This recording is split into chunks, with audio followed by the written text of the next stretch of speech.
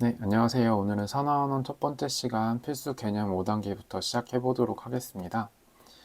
산화원원은 통합과학에서 학생들이 가장 많이 힘들어하는 단원이에요. 이렇게 암호 같은 화학식들이 쏟아져 나오고 심화 문제는 단순 암기만으로 절대로 해결되지 않기 때문이에요.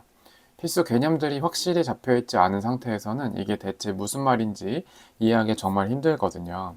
그래서 오늘은 가장 먼저 기초 공사를 진행하듯이 산화한원 공부하기 위해서 꼭 알아야 하는 필수적인 개념부터 차근차근 정리해 보도록 할게요. 이 영상 함께라면 누구나 산화한원 이해 나갈 수 있을 것 같습니다. 1학기 때 이미 배웠던 내용일 거예요. 원자는 크게 원자핵과 전자로 이루어져 있습니다. 원자핵과 전자로 이루어져 있다. 원자핵은 다시 양성자와 중성자로 이루어져 있는데요. 양성자는 플러스 성질, 그리고 중성자는 아무런 성질도 띠지 않고 전자는 그 반대로 마이너스 성질을 띠게 되죠. 여기서 중요한 것은 양성자의 개수와 전자의 개수가 같을 때 플러스 성향이 마이너스 성향과 똑같을 때 전자는 전체적으로 플러스도 아니고 마이너스도 아닌 중성 상태라고 하는 거예요. 그래서 우리가 일반적으로 원자라고 부를 때는 기본적으로 중성 원자를 이야기한다 라고 생각해 주시면 되겠습니다. 만약에 원자가 전자를 잃거나 얻으면 더 이상 중성이 아닌 상태가 되게 돼요. 우린 이것을 이온이라고 부르고, 양이온과 음이온 이런 얘기 많이 들어보셨을 거예요.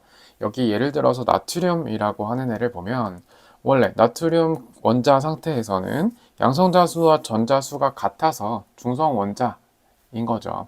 그런데 여기서 전자, 이렇게 동그란 조그만한 애가 전자를 모식도로 그린 것인데 이 전자를 하나 잃어버리게 되면 양성자 개수가 전자의 개수보다 더 많게 돼요. 그럼 이것은 뭐라고 표현할 수 있냐면 나트륨의 플러스 1 전하를 띠게 되는 나트륨 양이온이라고 부르게 되는 것입니다. 반대로 전자를 얻게 될 수도 있겠죠. 전자를 얻게 되면 이때는 음이온이 되는 것인데요. 플로린 같은 경우를 한번 보도록 할게요.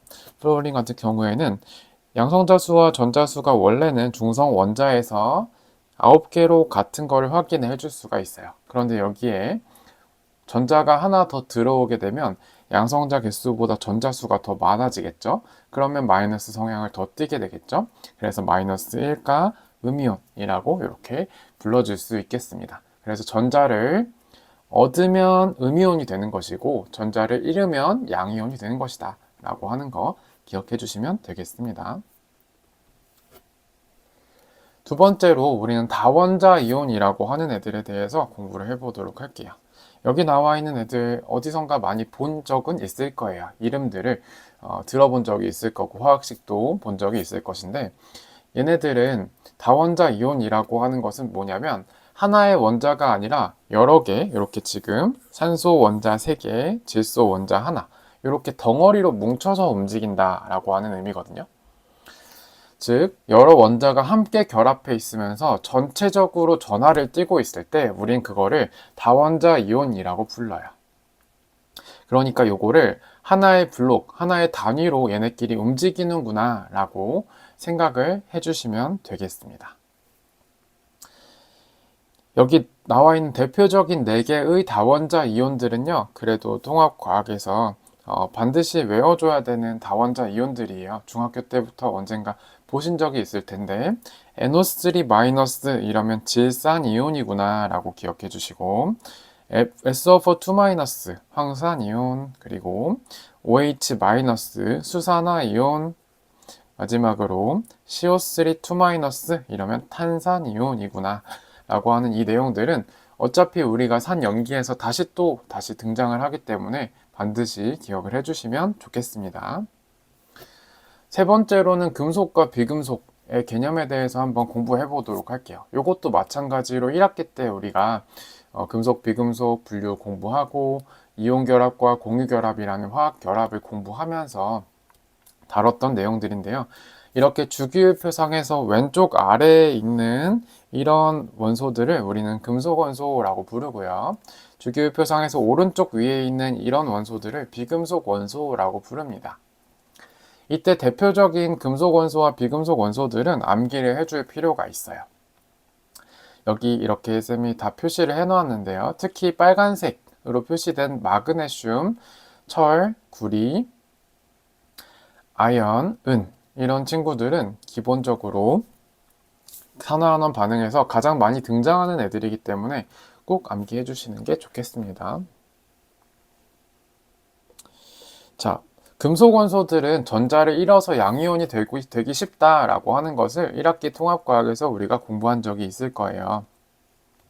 마그네슘 같은 경우에는 특징적으로 전자를 2개씩 잃어버리는 성질을 가지고 있거든요. 그럼 마그네슘은 마그네슘 이가 양이온이 되면서 전자를 2개 잃어버리겠구나, 이런 특징이 있구나 라고 하는 거 보실 수 있고요.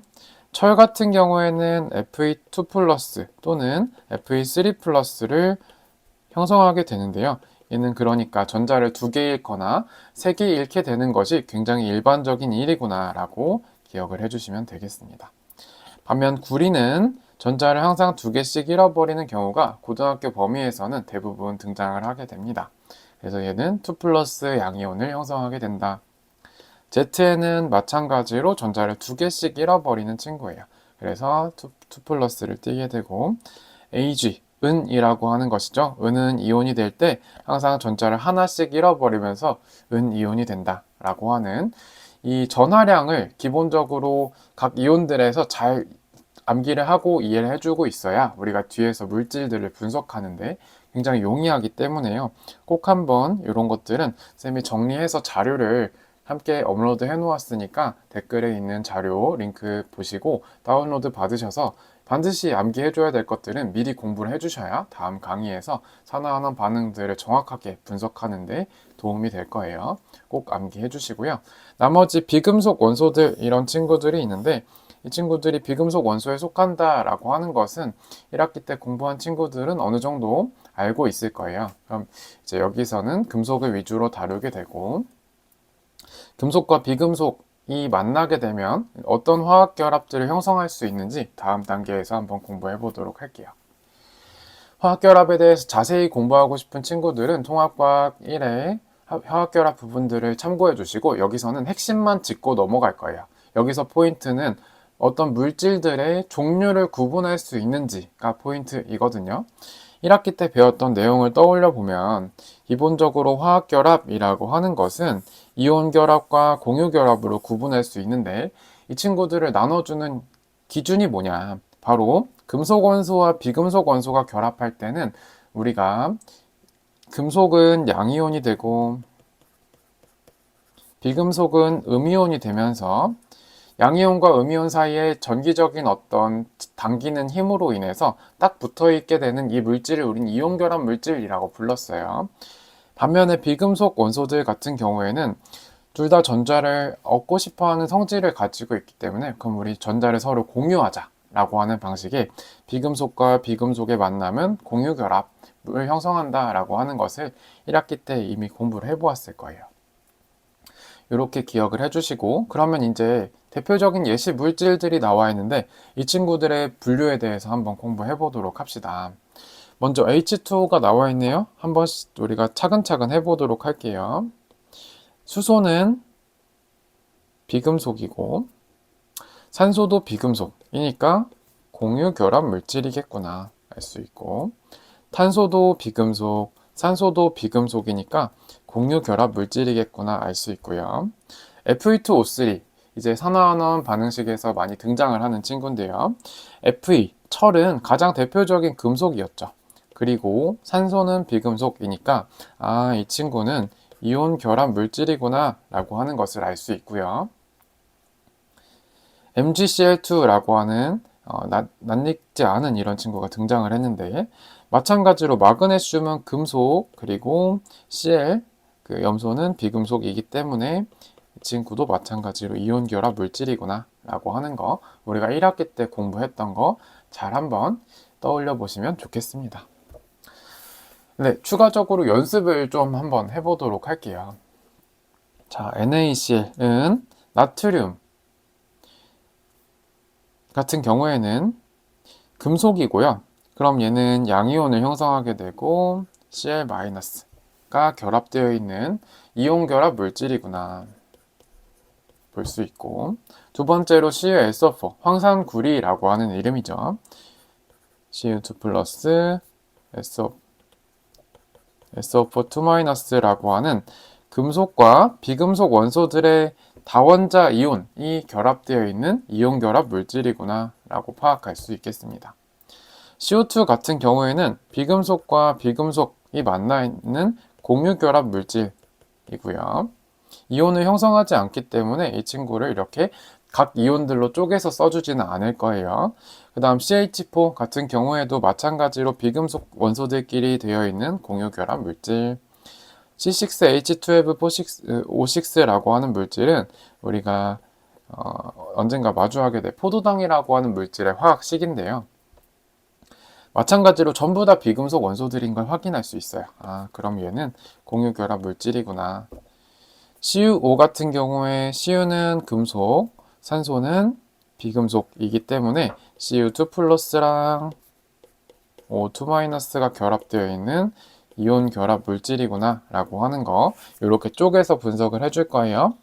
그리고 Ag 같은 경우에는 은은 금속, NO3 마이너스 우리가 다원자 이온에서 공부를 했었죠. 그러니까 비금속 원소들끼리 결합한 다원자 이온이다 라고 볼 수가 있고, 얘도 마찬가지로 이렇게 이 친구들의 이온 결합 물질로서 분석을 해줄 수가 있을 것 같아요. Ag2S 같은 경우에는 마찬가지로 금속, 비금속이기 때문에 Ag 플러스 그리고 S2-라고 하는 물질이 결합되어 있는 이온 결합 물질이구나 라고까지 충분히 파악을 해볼 수가 있을 것 같아요. 여기에서 우리가 대표적으로 이온 결합 물질들이 등장했을 때는 이 물질들의 정체를 보고 이렇게 이온들의 합으로 쪼개서 볼 수 있는 능력이 산화하는 단원에서는 꼭 필요하거든요. 그래서 이 친구들의 공통점을 한번 파악을 해보시고 쌤이 프린트 이렇게 만들어 놨으니까 프린트 한번 보시면서 쭉 정리를 해보시면 정말 좋을 것 같습니다. 지금까지 배운 내용들을 기반으로 우리가 다음 시간에는 산화한원의 대표적인 반응들, 이제 교과서나 문제집 같은 데서 자주 등장하는 개념들에 대해서 한번 본격적으로 분석을 해보도록 합시다. 네, 복습을 잘 해주시고요. 그 다음 시간에 뵙도록 하겠습니다. 고생하셨어요.